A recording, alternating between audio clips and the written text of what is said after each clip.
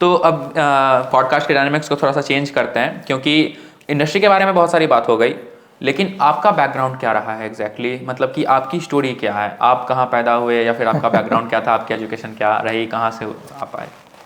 तो आजमगढ़ में मेरी पैदाइश हुई थी और क्लास 8 तक हम आजमगढ़ में थे। फिर पूर्वांचल जो ईस्टर्न पार्ट है यूपी का, तो उसमें बनारस में ज़्यादा रहे बड़े होने के बाद, और आजमगढ़ के बाद जौनपुर, जौनपुर के बाद बनारस, ये 3 जगह हम रह चुके हैं। बहुत खतरनाक जगह ओके। खतरनाक, हाँ, टाइम के साथ उसको बना दिया गया, लेकिन जिस तरीके से हम सिनेमा में उसको देखते हैं, मैंने लिटरेचर में कभी नहीं देखा। आप कभी गाज़ीपुर के बारे में और जौनपुर के बारे में आप कभी राही मासूम रज़ा की किताबों में पढ़िए तो एक अलग सिनेरियो बनेगा। वो तो बाद में गैंगस्टर मूवी में जो इस्तेमाल होने लगा तो वो अलग सीन के रूप में आ गया, लेकिन लिटरेचर वहाँ का बहुत रिच है। और जबकि ये आ रहा है एक बेगूसराय वाले के मुंह से, तो फिर समझिए कि मतलब कि क्या इमेज है। हाँ बिल्कुल। तो जो मेजर चेंज आया लाइफ में हमारे, वो बनारस आने के बाद आया। क्लास 11th में हम बनारस आए और उसके बाद 8th से लेकर 11th तक कहाँ थे आप? 9th 10th जो हमने किया था जौनपुर में किया था। ओके। टीडी कॉलेज में वहाँ पर पढ़ाई हुई थी मेरी, और बचपन से लेकर आजमगढ़ में रहे थे। फादर की प्राइवेट सेक्टर में जॉब थी, तो जैसे जैसे उनका ट्रांसफ़र होता था तो उसके हिसाब से आते थे। बाद में बिहार में भी एक बार पोस्टिंग हुई थी पिताजी की, तो ये हुआ कि भाई वहाँ पर फैमिली क्यों लेके जाए, बनारस में रहते हैं। तो बनारस में बड़े पिताजी का मकान था, तो वहीं हम लोग रहने लगे। तो फाइनल पूरा एजुकेशन मेरा का पूरा वहीं हुआ कंप्लीट, बनारस में।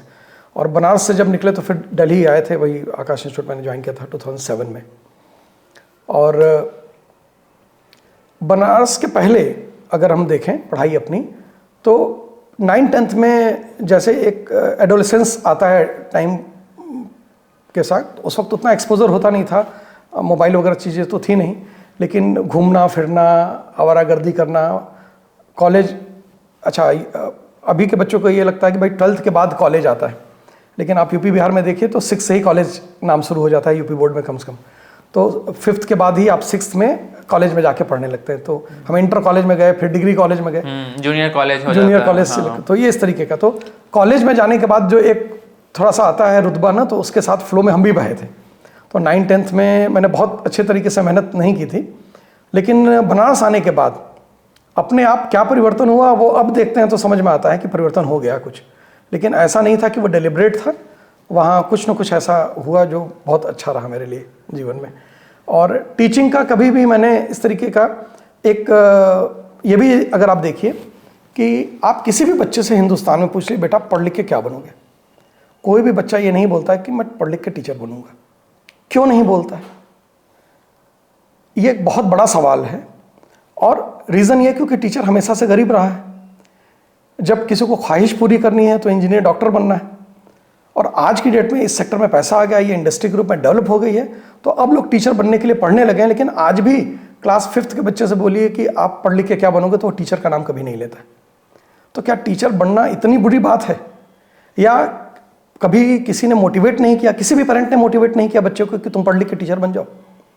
ये इतनी अच्छी जॉब है और इतना एंजॉयफुल है, क्योंकि देखिए कंटेंट वही रहता है, हम सेम चीज़ पढ़ाते हैं। हमको सेम चीज़ पढ़ाने में मज़ा बदलता इसलिए क्योंकि सामने का एक तरीके से ऑडियंस बदल गया। अगर वही चीज़ हमको आपको दोबारा पढ़ाना, आप मेरी बैच में दोबारा रिपीट कीजिए तो हमको मज़ा नहीं आएगा पढ़ाने में। लेकिन कंटेंट सेम है, लेकिन ऑडियंस बदल गया तो डिलीवरी बदल जाती। तो ये अपना फील्ड बहुत अच्छा है।